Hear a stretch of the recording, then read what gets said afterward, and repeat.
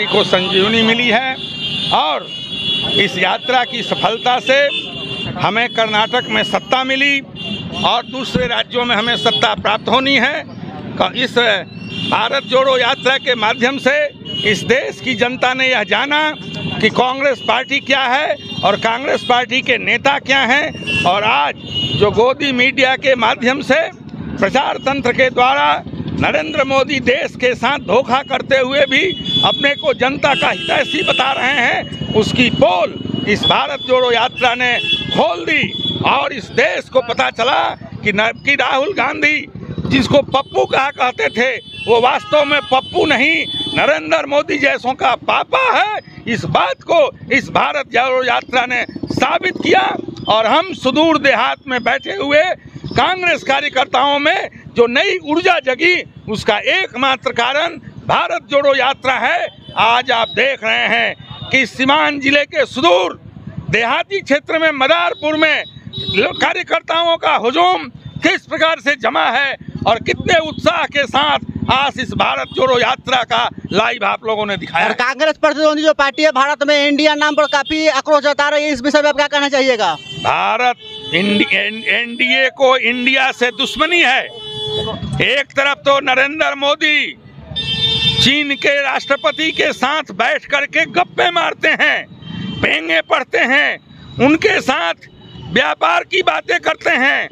उनका जो रक्षा सलाहकार अजीत डोभाल है उसका भाई चीन में बैठ करके और व्यापारिक मुद्दों पर दलाली करता है और इसके बदले में चीन को नरेंद्र मोदी ने यह छूट दे दी है कि तुमको जितना मन करे उतना भारत की जमीन पर कब्जा कर लो और इंडिया के नाम का नामो निशान मिटा दो। इसलिए उन लोगों को क्या नरेंद्र मोदी ने जिस संविधान की शपथ लेकर के प्रधानमंत्री के पद को ग्रहण किया था, क्या उस संविधान में यह नहीं लिखा हुआ है कि इंडिया दैट इज भारत?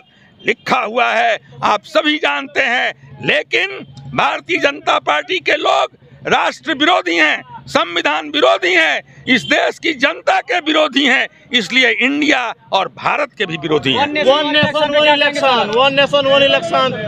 यह नरेंद्र मोदी अपनी नाकामयाबियों को छिपाने के लिए रोज एक नया शिगुफा छोड़ते रहते हैं।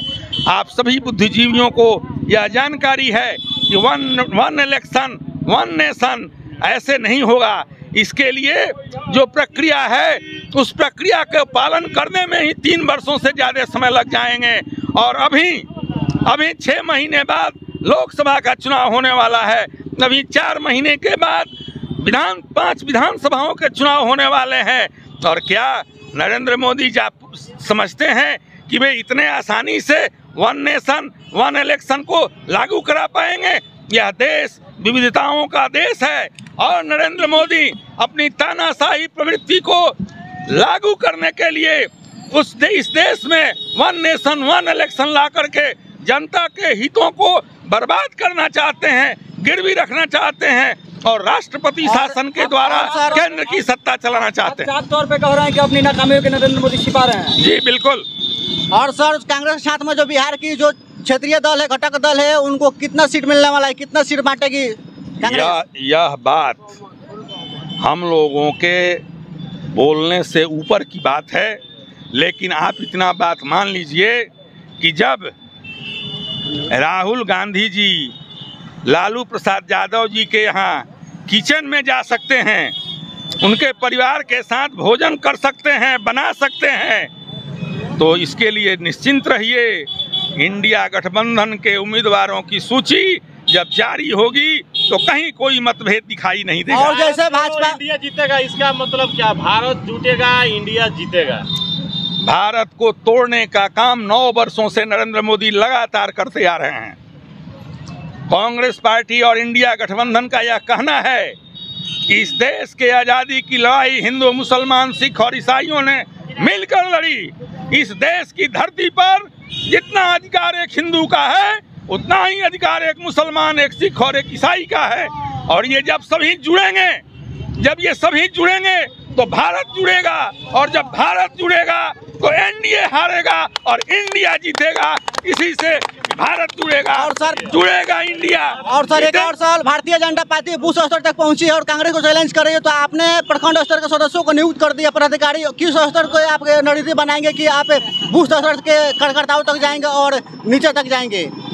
यह हमारी अपनी कमजोरी थी कि हम अपने गांव के देहात के बूथ के कार्यकर्ताओं से नहीं मिल रहे थे। आज भी विगत 2-3 वर्षों से जो हम लोग सिवान जिले में और दूसरे जिलों में जो काम कर रहे हैं, वहाँ प्रखंडों में और गांवों में जाने पर लगता है कि ऐसा कोई भारत का परिवार नहीं है जिस परिवार में एक कांग्रेसी नहीं है। लेकिन जब हम लोगों ने ही, हम कार्यकर्ताओं ने, हम नेताओं ने ही जनता से संपर्क छोड़ दिया तो जनता क्या करे। अब हम जनता के दरवाजे पर जा रहे हैं। आज यह कार्यक्रम हमारे जिला केंद्र पर आयोजित होने वाला है, लेकिन सिवान जिला कांग्रेस कमेटी ने इस आयोजन को सुदूर देहात में आयोजित किया है, इसी उद्देश्य से कि देहातों में भी हमारी बातें जाएं और हमारे जो देहात के कार्यकर्ता हैं उनका भी मनोबल ऊंचा उठे। बहुत बहुत धन्यवाद। इंडिया